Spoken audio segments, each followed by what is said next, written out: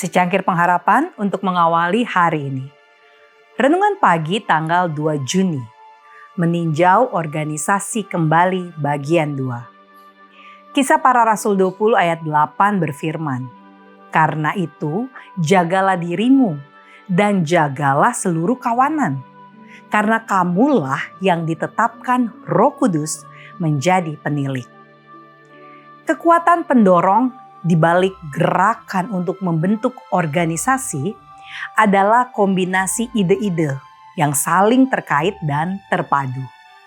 Salah satu hal yang terpenting adalah pemahaman yang berlandaskan Alkitab tentang misi gereja. Pada tahun 1861, beberapa pemimpin denominasi telah menyimpulkan bahwa mereka harus menjangkau dunia. Sehingga pada tahun 1863, Komite Eksekutif General Conference yang baru dibentuk mulai membahas soal mengutus misionaris ke luar negeri. Visi dan misi yang lebih luas ini menghasilkan pengakuan yang lebih kuat tentang perlunya mengembangkan organisasi yang memadai untuk mendukung misi tersebut. Singkatnya, James White dan yang lainnya secara bertahap menyadari bahwa tidak ada jangkauan misi yang berarti yang dapat terjadi tanpa sistem pendukung yang rasional dan efektif.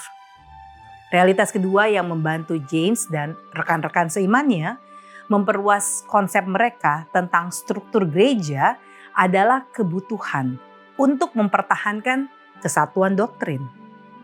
Pada tahun 1864, ia membandingkan buah-buah yang baik dari organisasi gereja Masehi Advent hari ke-7 dengan kondisi yang penuh kebingungan dari mereka yang menolak organisasi. Pada tahun 1873, G.I. Butler mengembangkan alur pemikiran yang sedikit lebih jauh ketika ia menulis bahwa kita adalah orang-orang yang terorganisasi secara menyeluruh. Dan organisasi kita tidak didasarkan pada penampilan belaka, tetapi pada fondasi yang kokoh. Setelah berjuang melawan segala macam pengaruh dari dalam dan juga luar, dan sekarang menjadi satu kesatuan, berbicara hal yang sama dari satu samudera ke samudera lain. Bukanlah hal yang mudah untuk menghancurkan kita menjadi berkeping-keping. Tentu saja masalah doktrin memiliki hubungan erat dengan misi. Karena mereka bersatu dalam doktrin, maka mereka bersedia bersatu dalam misi ke pelosok-pelosok Amerika Serikat dan akhirnya ke seluruh dunia. Pada akhirnya, misi gerejalah yang menuntut supaya adanya struktur gereja yang memadai. Seperti yang berulang kali dicatat oleh James White. Bukan karena ambisi untuk membangun denominasi sehingga harus ada organisasi.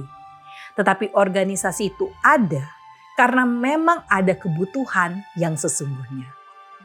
Sementara bagi James pada tahun 1871, ciri-ciri sistem yang memadai adalah bahwa semua bagian mesinnya bekerja dengan baik.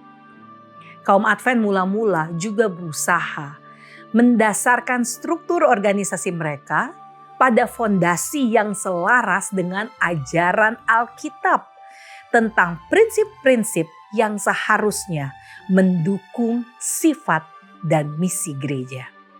Dalam jangka panjang, organisasi merupakan hasil tambahan dari pemahaman Alkitab tentang gereja dan perannya di akhir zaman untuk memperingatkan dunia sebelum kedatangan Kristus yang kedua.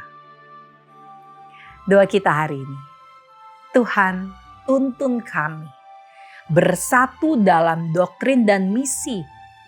Kuatkan organisasimu, beri hikmat melayani dunia agar Injil tersebar luas dan kami setia menjalankan panggilan-Mu sampai akhir. Amin.